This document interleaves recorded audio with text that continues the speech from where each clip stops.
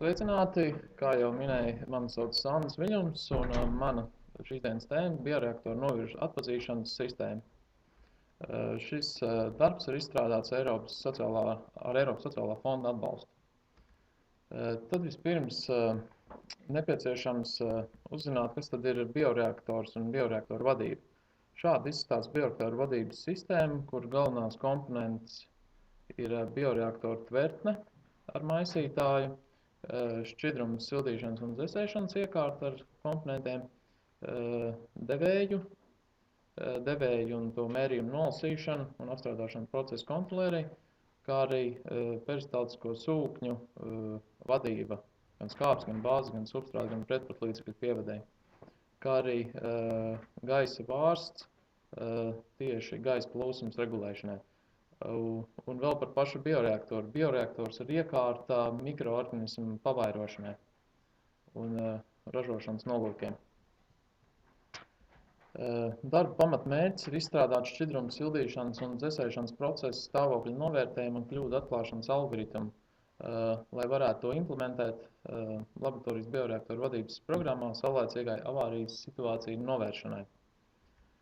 Un, lai risinātu šo mērķi un veikt to, ir nepieciešamība izpildīt šādus uzdevumus, kā pirmais no tiem ir temperatūras kontroles uzlabošana, jo esošajā situācijā bioreaktoram tiek veikta temperatūras kontrole, vai pareizāk vadība, tikai pēc uzdotajām limitu vērtībām, lai nomērītā temperatūra iekļautos uzdotajā diapazonā.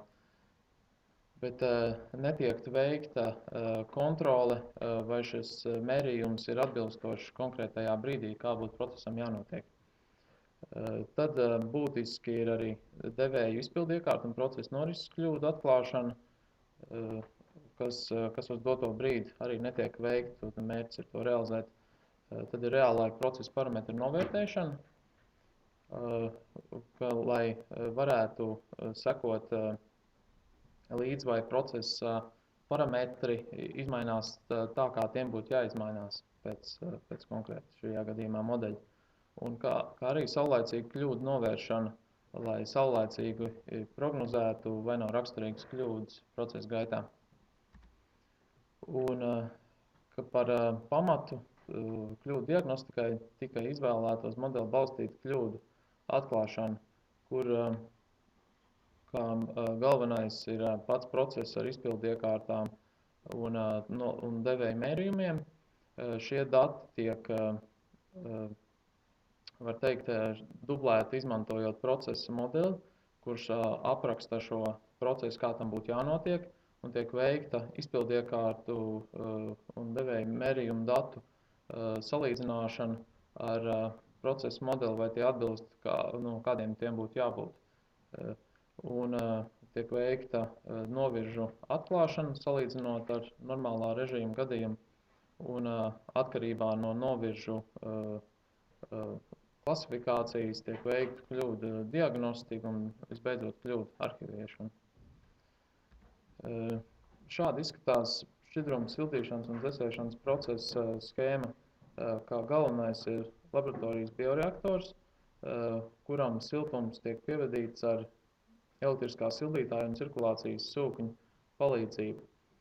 Un galvenie ietekmējošie faktori, kas ietekmē šo sildīšanas, dzesēšanas procesu, ir elektriskais sildītājs, cirkulācijas sūknis, pievadu cauruļu un bioreaktoru trauku siltuma zudumu, būtiski ietekmē arī telpas temperatūra, kā arī šķidruma tilpums bioreaktoru traukā. Un siltķermeņa virsmas laukums un maisītāja apgriezieni. Kādi ir konkrētie. Lai varētu izstrādāt objektīvu šo modeli, tika vispirms šis matemātiskais modelis izstrādāts MATLAB Simulink vidē. Un kā redzams šajā MATLAB Simulink blokskēmā, kā pirmais no blokiem ir sildītājs ar termostatu, un termostats regulē attiecīgi sildītāju ieslēgšanos un izslēgšanos konkrētajā brīdī attiecībā pret uzdotās mērķa temperatūras un esošās temperatūras, kas ir sasniegta, tiek veikta regulācija. Tālāk seko siltuma zuduma aprēķinu bloki gan caurulēs, gan pašā bioreaktorā, un visbeidzot grafiku izvada to datu analīzē. Un,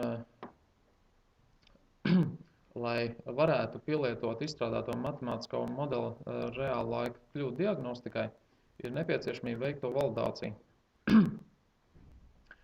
Šajā gadījumā validācija tika veikta pie 3,5 litru tilpuma. Uz grafika x-as ir redzama kā laiks konkrēti minūtēs, un uz y-as temperatūra pēc grādos pēc Celsija. Un, kā redzam šajā grafikā, eksperimentāli nomērītās raksturlīknes tika diezgan precīzi sakrīt ar Simulink modeļa raksturlīkni, kas pirms tam, un šī robeža tika noteikti pirms tam izstrādājumās tajās prasībās, kādam jāatbilst konkrētajam tam izstrādājumiem matemātiskajiem modelim. Un tālāk ir redzams, tika veikta validācija arī dzesēšanas procesam, šajā gadījumā pie 4,5 litru tilpuma. Un, kā redzams grafikā, Simulink modeļa raksturlīka un eksperimentāli nomērītā raksturlīka diezgan precīzi atbilst viena otrai, un